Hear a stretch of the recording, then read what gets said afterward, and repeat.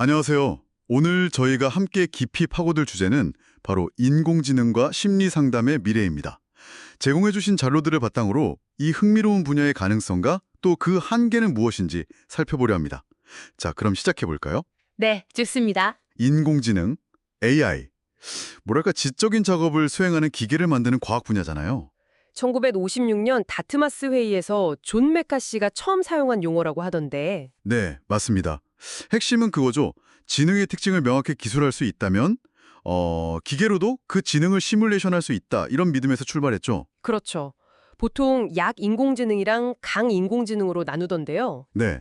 특정 작업만 잘하는 게 이제 약 인공지능이고요. IBM 딥블루처럼 채수 두는 거. 그리고 이론상으로 인간처럼 모든 지적 작업을 다 할 수 있는 게 강 인공지능, 그러니까 인공 일반지능이라고 하죠. 아하. 그럼 지금 정신건강 분야에 쓰이는 건 주로 약 인공지능 쪽이겠네요. 그렇죠. 현재 기술 수준에서는 그렇다고 볼 수 있습니다. AI가 학습하는 방식, 그 머신러닝이 참 핵심적인 것 같아요. 데이터를 통해서 스스로 배운다는 거잖아요. 네, 맞아요.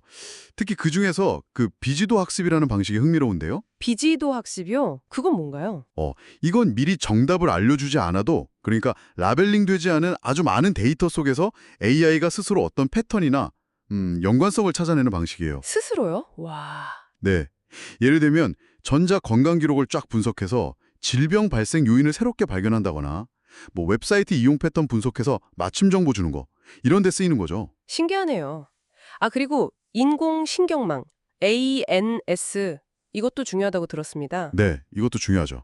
인간의 뇌 구조를 좀 모방한 건데요. 실제 응용 사례로는 정신과 환자의 입원 기간을 예측한다거나 아니면 강박장애 치료에 대한 반응을 예측하는 연구 같은 게 있었어요. 예측까지요? 네, 시험적으로 활용되고 있죠. 이런 기술들이 이제 의사들의 진단이나 치료 계획을 돕는 임상 의사결정 지원 시스템 CDSS라고 하는데 여기에 통합되기도 하고요. 그렇군요. 근데 AI가 상담을 하려면 사람 말을 알아들어야 하잖아요. 자연어 처리, NLP 기술이 필수적이겠네요. 맞습니다. NLP 없이는 사실상 불가능하죠. 초기에 재밌는 모델들이 있었어요. 칼 로저스 상담 스타일을 흉내낸 엘리자라는 프로그램이 있었고요. 아, 저 들어봤어요. 엘리자. 네, 그리고 또 편집증 환자를 모방한 페리라는 것도 있었는데 이게 70년대 초에 나왔거든요. 근데 정신과 의사들조차 실제 환자랑 구별하기 어려워했다는 그런 이야기가 있을 정도였어요. 와, 그 정도였어요? 진짜 사람처럼 대화했다는 거네요. 뭐 완벽하진 않았겠지만 상당히 그럴듯했던 거죠. 지금은 뭐 IBM 왓슨처럼 어마어마한 양의 의학 문헌이랑 환자 데이터를 학습해서 진단이나 치료 결정에 실질적인 도움을 주는 수준까지 발전했고요. 네. 자, 그럼 이제 진짜 흥미로운 지점인데요. AI가 정신건강 관리에 구체적으로 어떤 장점들을 가져다 줄 수 있을까요? 우선 가장 큰 건 효율성 증대와 비용 절감일 겁니다. AI가 임상가들의 어떤 반복적인 업무 부담을 줄여줄 수 있고요. 또 자원이 부족할 때 점진적 관리 모델이라고 해서 필요한 사람에게 자원을 효과적으로 배분하는 데 도움을 줄 수 있어요. 효율성. 중요하죠. 비용 문제도 그렇고요. 네. 정신질환으로 인한 사회 경제적 비용이 정말 막대하거든요. 전 세계적으로 2030년에는 6조 달러에 이를 거라는 추산도 있고요. 한국만 해도 연간 거의 13조 원 가까이 된다는 연구 결과가 있어요. 13조 원이요? 엄청나네요. 그렇죠. AI가 이런 비용을 줄이는데 기여할 수 있다는 잠재력이 큰 거죠. 효율성? 물론 중요하지만 혹시 너무 효율성만 따지다가 놓치는 건 없을까요? 이 부분은 잠시 후에 다시 얘기해보죠. 두 번째 장점은 아무래도 접근성이겠죠? 네, 맞아요. 전문가 만나기 어려운 지역이 생각보다 많거든요. 미국만 해도 거의 8천만 명 정도가 그런 지역에 산다고 하고요. 이런 곳에서도 스마트폰 같은 모바일 기기만 있으면 언제든 가상의 상담사를 만날 수 있다는 거. 이게 큰 장점이죠. 시간과 공간의 제약이 없어지는 거네요. 그렇죠. 세 번째는 일관성과 편견 배제입니다. AI는 피곤해하거나 개인적인 감정에 휘둘리지 않잖아요. 항상 일관된 서비스를 제공할 수 있죠.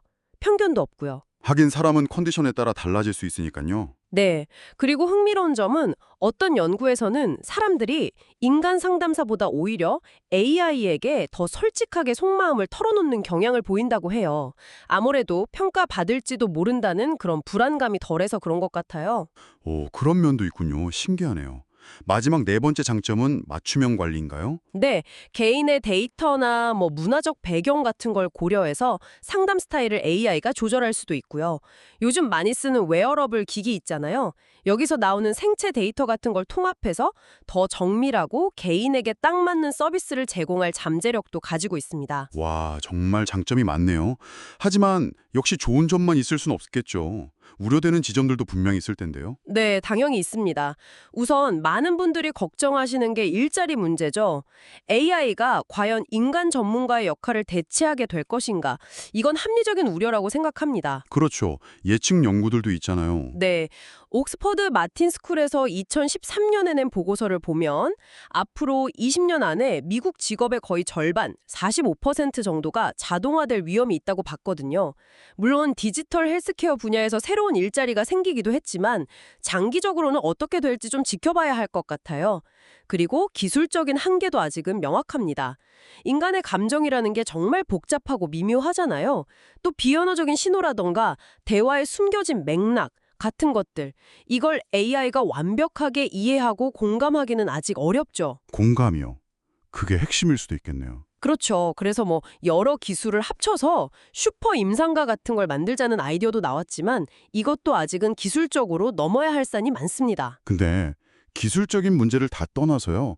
아무리 AI가 발전해도 채울 수 없는 그런 본질적인 부분이 있지 않을까요? 어떤 걸 말씀하시는 거죠? 예를 들어서 정말 힘들어하는 내담자가 눈앞에서 울고 있을 때 가만히 어깨를 토닥여준다거나 아니면 그냥 조용히 휴지를 건네주는 그런 거요. 그런 인간적인 교감, AI가 이런 행동을 흉내낼 수는 있겠지만 그게 과연 같은 의미와 가치를 가질 수 있을까요?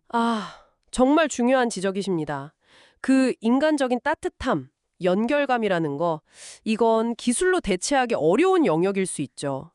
마지막으로 또 윤리적인 문제도 생각해 봐야 합니다. 윤리적인 문제라면요? 만약에 보험사나 정부 같은 기관에서 단순히 비용을 절감하려고 개인의 의사와는 상관없이 당신은 인간 상담사 말고 AI 치료를 받으세요. 이렇게 강요한다면 어떻게 될까요? 그건 좀 문제가 심각해지겠는데요. 예, 선택권의 문제도 있고요. 네, 이런 가능성들에 대해서 우리가 미리 충분히 고민하고 사회적인 합의를 만들어가야 할 필요가 있습니다. 자, 오늘 이야기를 좀 정리해보면요. AI는 분명 정신건강 분야에서 효율성, 접근성, 맞춤화 같은 아주 매력적인 가능성을 보여주고 있습니다. 하지만 동시에 일자리 문제라던가 기술적인 한계, 그리고 방금 이야기 나눈 인간적인 교감의 본질과 가치에 대한 깊은 질문을 우리에게 던지고 있는 것 같아요. 맞습니다.